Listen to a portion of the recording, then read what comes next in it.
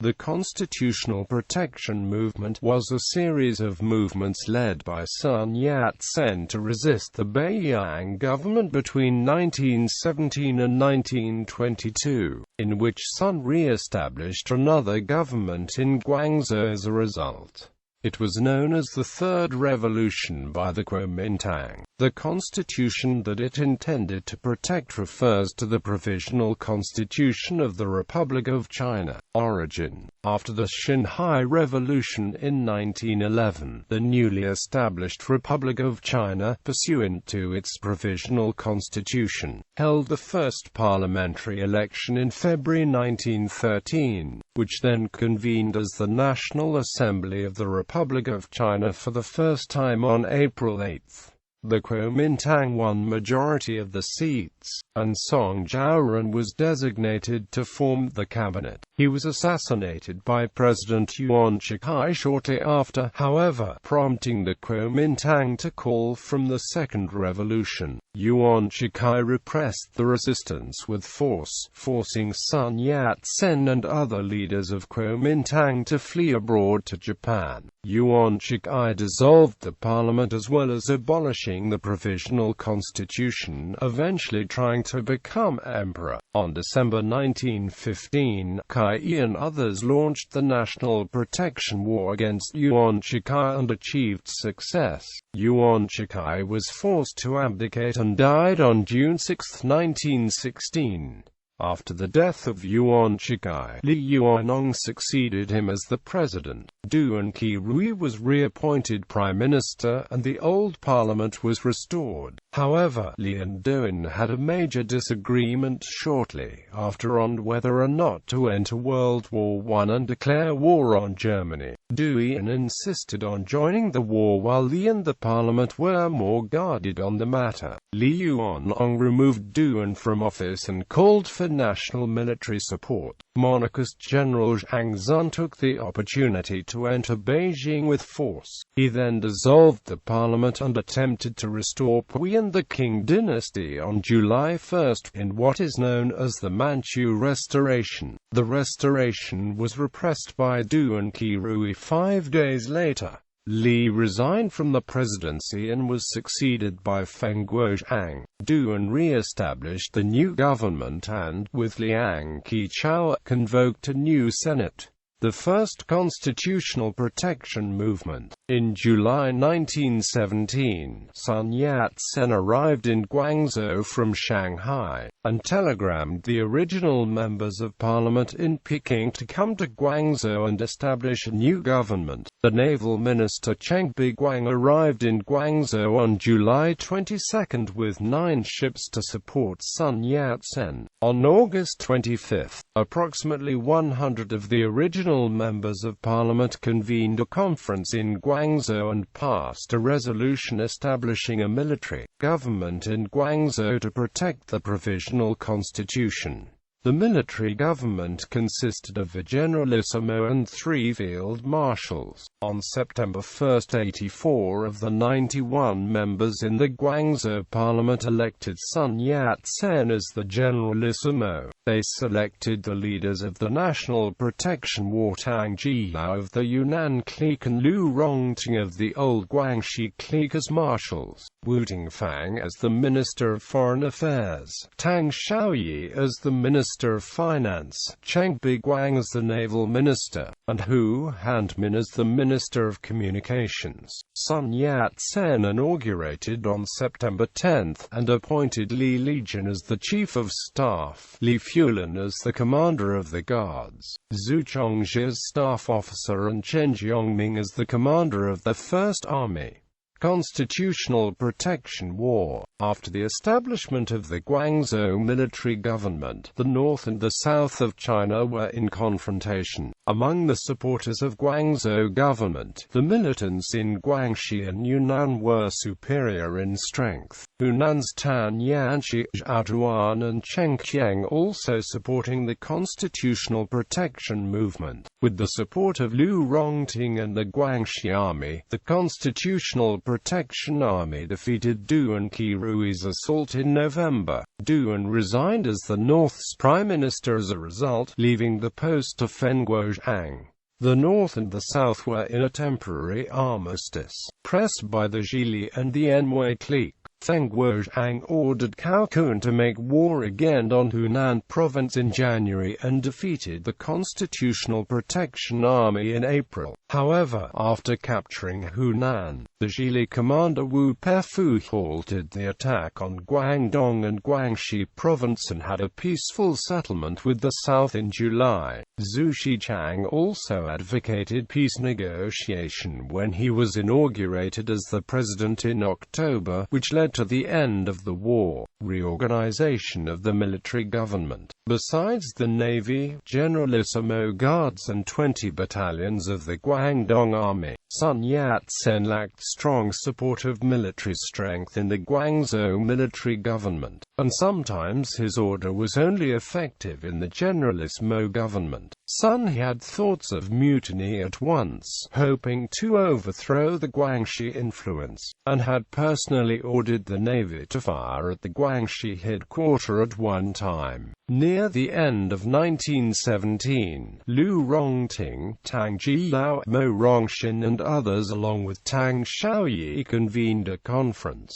and they advocated recognition of Feng Guozhang's presidency and formation a united government. During 1918, Cheng Biguang aligned himself with the Guangxi clique, and was assassinated. The extraordinary session of parliament was controlled by the Guangxi clique, and was restructured in May 1918 by replacing the office of Generalissimo with a committee of 7 executives consisting of Sun, Tang Xiaoyi, Wu Tingfang, and Tang Jilao on one side and Liu Rongting, Sen Chunshan, and Lin Baoyi on the other. Feeling marginalized, Sun Yat-sen resigned as the Generalissimo, and left Guangzhou to Shanghai. The Guangzhou military government was now headed by the Sen Chunshan, the chief executive. Wu Tingfang's election as Guangdong's governor was nullified by Liu Rongting. From February to August 1919, the North and South held negotiations in Shanghai, but they were stalled by Duan sabotage.